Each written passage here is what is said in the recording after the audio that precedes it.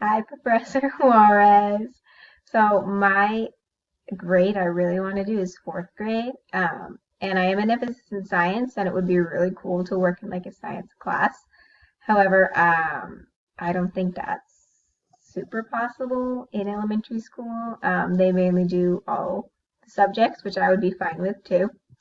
But one thing I really liked was the space. I thought that was really cool, and that would be really cool to even um, put into any classroom. I mean, I know they did it in their science classroom, but you could find probably other stuff, other programs to go with that. I just like how hands-on it was, even though it was with technology.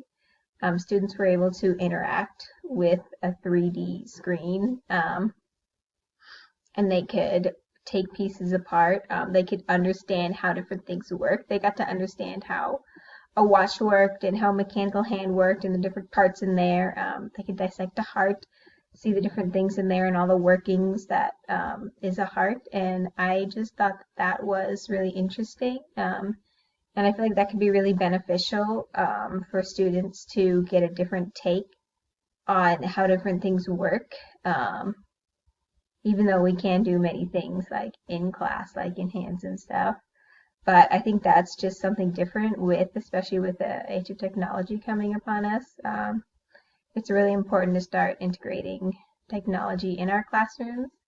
And then that was weird. Something else I really liked was brain pop. I know when I was younger, I did brain pop. We didn't do it a whole lot, but I think it's really cool because it does integrate all the subjects in there, and it not only has brain pop, but it has brain pop junior, which is really cool. So they're trying to gauge it towards all different ages. I think that's really cool, and I think it's cool that they have so many different things you can do on brain pop. You can watch videos, you can play games.